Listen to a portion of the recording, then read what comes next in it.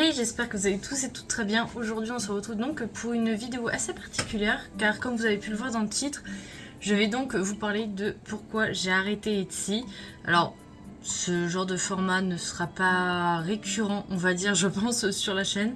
C'est juste qu'il y en a qui me connaissent depuis une paire d'années et qui savent donc que j'ai quitté la plateforme, puisqu'au début, même à YouTube, j'étais donc encore sur Etsy. Et j'ai changé récemment, mais je ne vous avais pas dit donc pourquoi. Ne faites pas attention à mon pauvre rosier qui est en train de...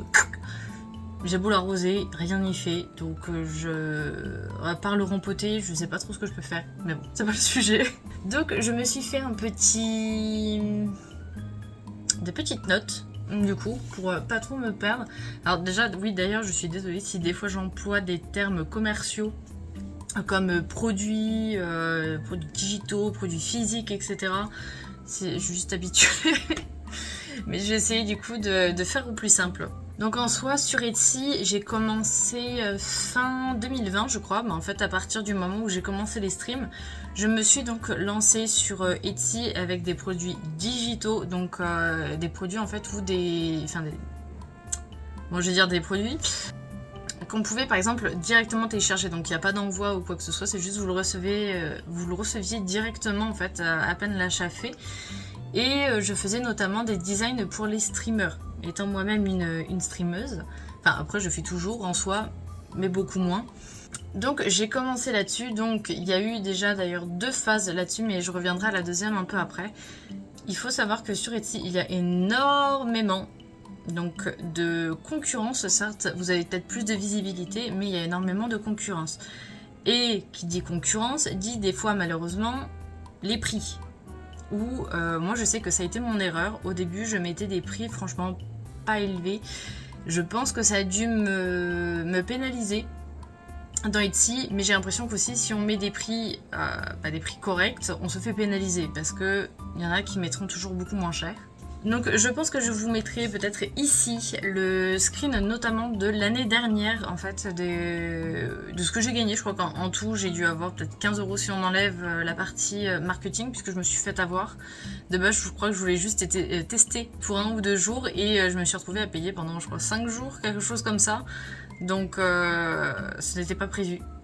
Et du coup je n'avais pas annulé le paiement, donc je l'ai assez mauvaise. Mais on peut voir donc de toute façon les taxes avec la TVA, les frais que se prennent Etsy qui ont augmenté aussi en 2023. Je crois que c'est passé à 3,6%, mais là, après je dis peut-être des bêtises. Il faut savoir aussi que pour le fonctionnement de Etsy, à chaque mise en poste d'un produit, d'une fiche, vous allez payer donc 20 centimes entre autres. Mais c'est au moins 20 centimes. Et si admettons vous mettez pour le stock 100, moi en général c'est ce que je faisais, je mettais 100 stocks d'images, comme ça j'ai pas besoin à chaque fois que quelqu'un faisait un achat de devoir retourner pour remettre en ligne machin. Et bien sachez que vous repayez ces 20 centimes avec les taxes de l'achat, etc. En fait c'est comme si Etsy prend en compte que vous remettez en ligne la page. Donc, bon, il y a eu une vente, mais pour moi, c'est censé rester... Heureusement qu'on ne doit pas remettre en ligne à chaque fois qu'on a vendu quelque chose. Donc bon, je trouvais un peu ce système stupide, mais bon, qui suis-je? Après, donc je le disais au début, donc c'est vrai qu'on peut se dire, surtout au début, c'est vrai que ça peut être pourquoi pas mal pour essayer d'avoir de la visibilité, de trouver une communauté, on va dire, des personnes qui aiment votre travail. On va pas se cacher, hein, j'ai eu des clients justement qui m'ont trouvé via Etsy. Bon après la grande majorité c'était des personnes que je connaissais moi-même en étant streameuse, qui sont passées par moi ou qui m'ont connue par des viewers qu'on avait en commun. Mais ça arrivait que des personnes du coup trouvent en effet là-dessus, sur Etsy.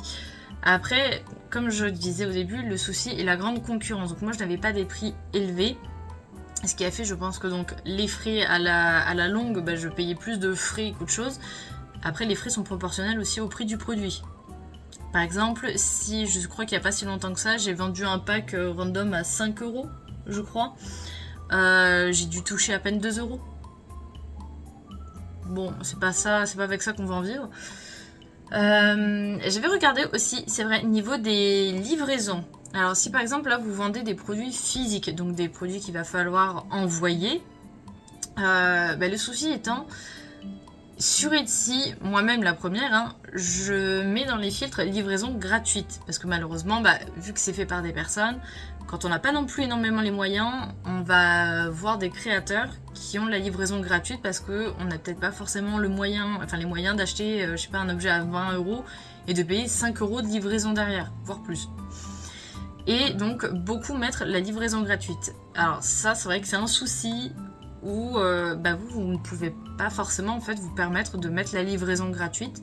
Donc quand j'avais vu avec La Poste, moi il me disait que je pouvais faire une technique, mais je ne sais pas vraiment si elle est légale, je vous avoue, donc j'ai arrêté.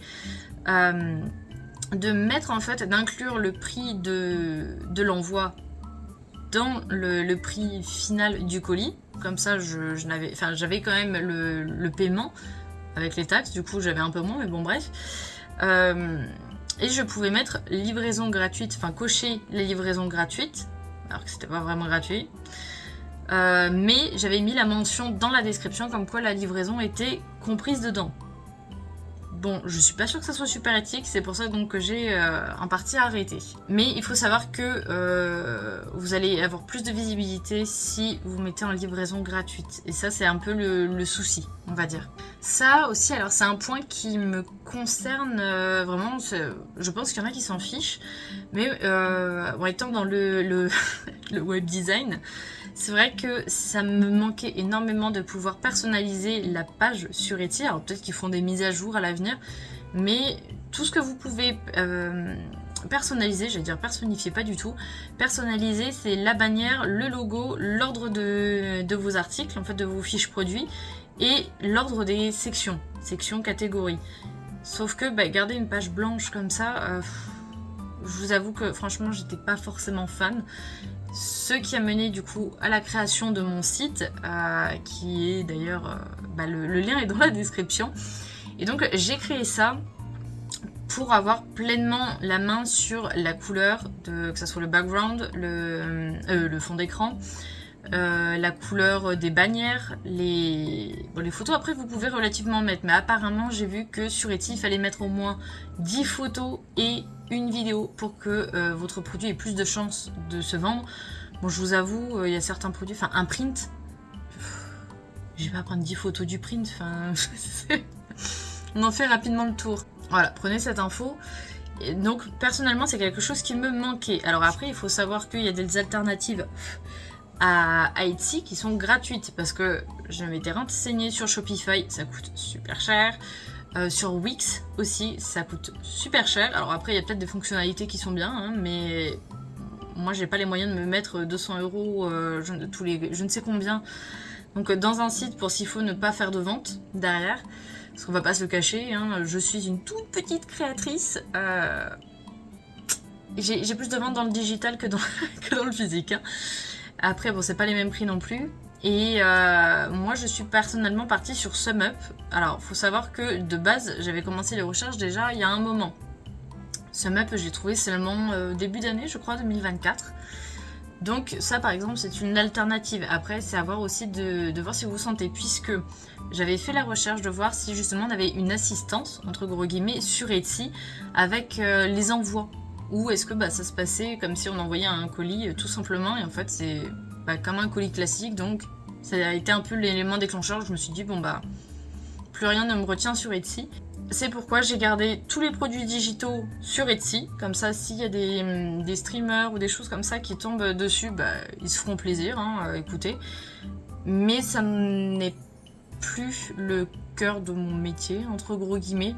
Maintenant, je me concentre donc plus sur la boutique, dont je suis très fière.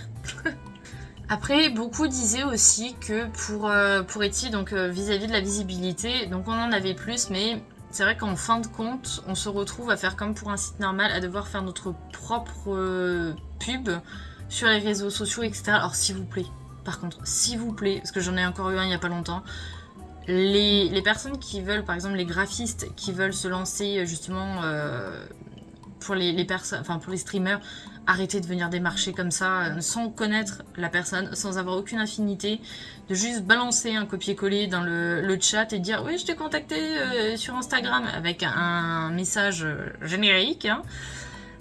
Renseignez-vous, parce que moi je fais mes propres émotes, ça se voit, c'est dit sur ma page.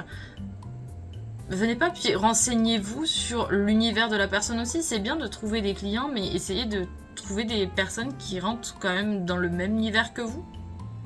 Enfin, je sais pas, moi, t'as une personne qui vient me demander, comment ça s'appelle, je sais pas, de faire des badges qui sont pas du tout dans mon style. Ben non, ou pas du tout dans mon univers. Ben, je sais que ça va me faire chier de travailler dessus. Non, autant prendre même des choses qui vous plaisent. Donc bon, écoutez, je pense que c'est une toute petite vidéo pour en soi vous expliquer un peu les pour et les contre. Après, je suis pas une pro non plus, hein, mais de pourquoi voilà, j'ai quitté Etsy parce que pour moi il y avait trop de taxes. En résumé, il y avait trop de taxes. On n'a pas forcément plus de visibilité. Alors après, si, un peu plus à l'international, mais c'est principalement à vous de démarcher entre guillemets.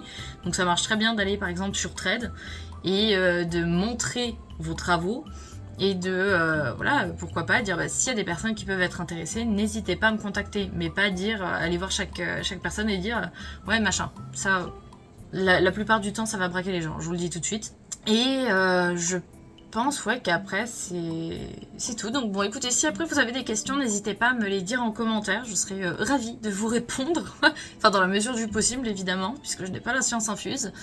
Et me dire du coup quel team vous êtes, si vous êtes plus team, alors en tant que créateur, si vous préférez être sur Etsy ou avoir votre propre site, puisque ça je l'avais demandé sur Trade, et j'ai eu plus de avoir son propre site et quand même quelques-uns sur Etsy.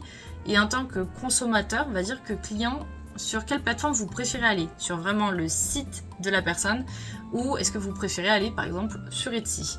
Donc j'ai hâte de voir vos réponses et donc si cette vidéo là vous aura plu, n'hésitez pas à liker, à commenter et à vous abonner. Du coup il y a pas mal de vidéos de toute façon, small business, etc. Et du coup moi je vous dis bye bye.